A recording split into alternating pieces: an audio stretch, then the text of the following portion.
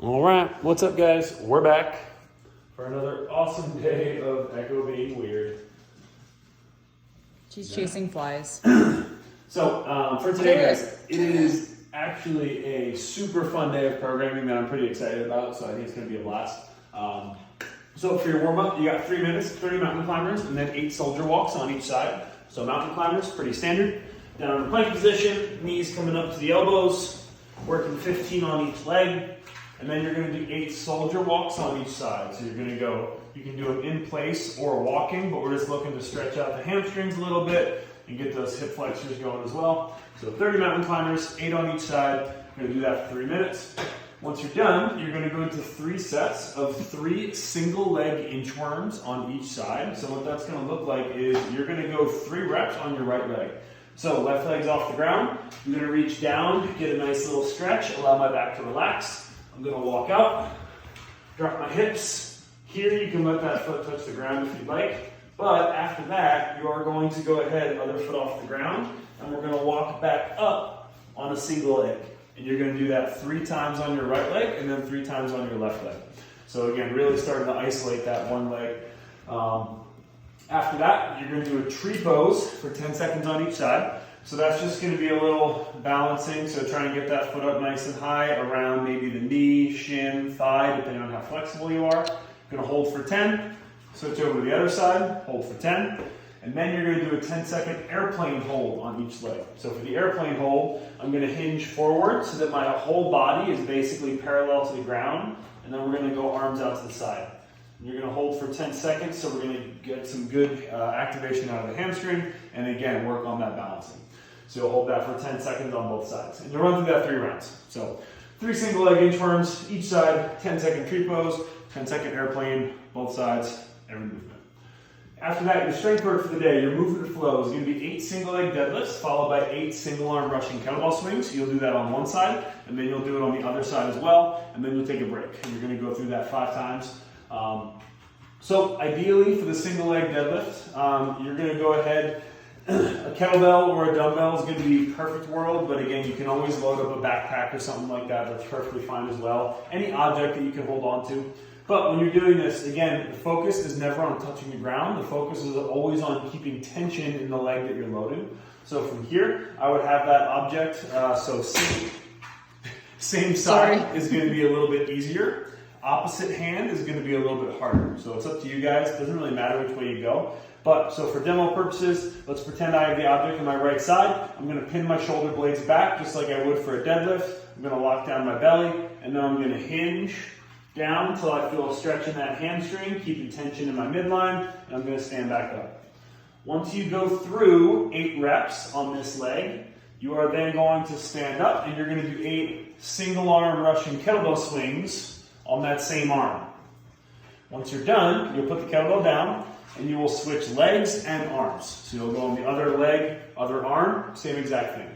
So again, you've got 8 single leg deadlifts, 8 single arm rushing kettlebell swings on one side, and then you'll go over to the other side after that. That's your strength or your flow. After that, for the workout, we have an awesome little piece of fitness. So it's a classic 12-minute AMRAP. We got 3 movements. Echo, stop. Hey, go sit down. So we got a 12-minute AMRAP. You've got 12 deadlifts. If you have a barbell, that would be ideal. Obviously, perfect world. If you don't, you can use 1 or 2 dumbbells or kettlebells. It's up to you guys.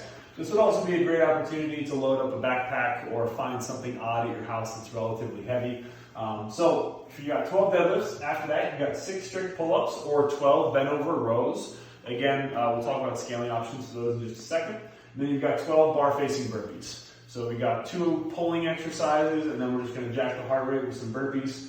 So for the deadlifts, if you have a barbell, let's say RX range, if we were programming, would be something around probably maybe 185, 125. So they would be challenging. That's not a great 125.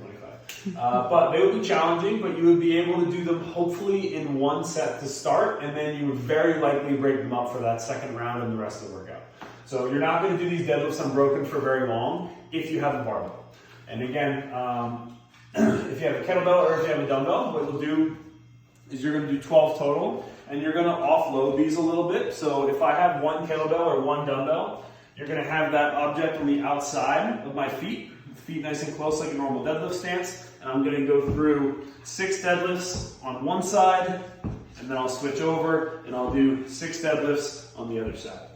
And again, you're more than welcome to load up a backpack or something like that as well. Most important thing to remember when you're deadlifting is that the shins are vertical almost the entire time, so I never really want to see my knees move forward once I've initiated that deadlift. So once I start hinging down to the ground, I'm sending my hips back, load my hamstrings. From here, I want my shin to stay vertical basically the whole way down until that object touches the ground. I don't really ever want to see this happen during a traditional deadlift. So just kind of keep that in mind no matter which variation of the deadlift you're doing. After that, you've got your strict pull-ups or your bent over rows. So for your bent over row, again, you can use single arm or double arm. It's up to you guys. If you're using a barbell for the deadlifts, maybe use a dumbbell for the rows. And you'll do 12 reps total. So if you're doing single arm, again, you'll do 6 on one arm, 6 on the other arm. For strict pull-ups, again, for your scaling options, I know it's weird, use a door. The door is a great scaling option for the strict pull-up because it allows you to easily foot assist. So again, wedge an object under the edge of the door so that you support the frame a little bit. And then you're just going to put a chair or something like that off on the other side so that I would be supported here. And then you'll grab your door just like you would a pull-up bar, and you'll do your pull-ups that way. Again, kind of pressing through that leg as much or as little as you need to.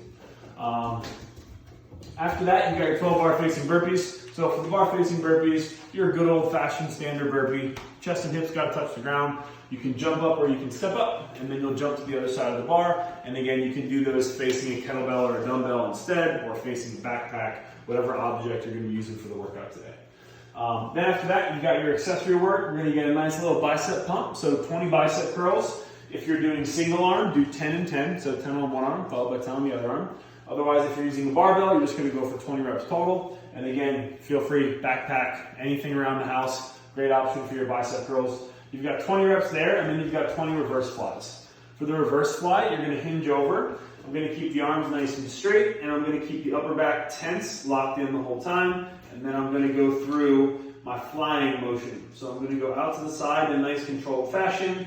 And again, these are going to be relatively light. So I'm talking 5 pounds, 10 pounds at most, not much heavier. So again, water jugs are great here, wine bottles, anything like that. You're going to go through that 3 rounds. So 3 rounds, 20 bicep curls, 20 reverse flies.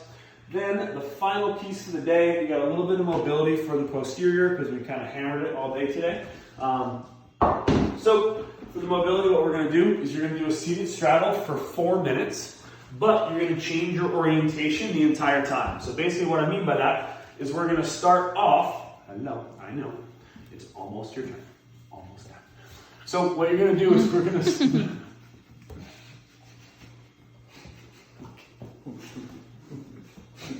Okay, sit down. We're almost done, sit down. So what we're going to do is we're going to go for 1 minute down the middle. So I'm going to try and just stretch out my groin, hamstrings, my low back.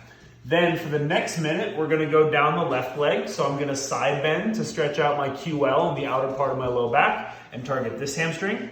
Then I'm going to go 1 minute down the other side. Same thing, side bend, stretch out the side. And then I'm going to go back down the middle for 1 more minute. So 4 minutes total. Down the middle, down the left leg, down the right leg, and then back down the middle for the finish. So that's your training for tomorrow. Like I said, super fun day. Join us for our Zoom classes, 8:30, 12, 5:30. So you can jump in with those or just get after it. Tag us, Forged by Zeus, Palace.Ithaca, CrossFit Queens, and we will see you guys back on Friday.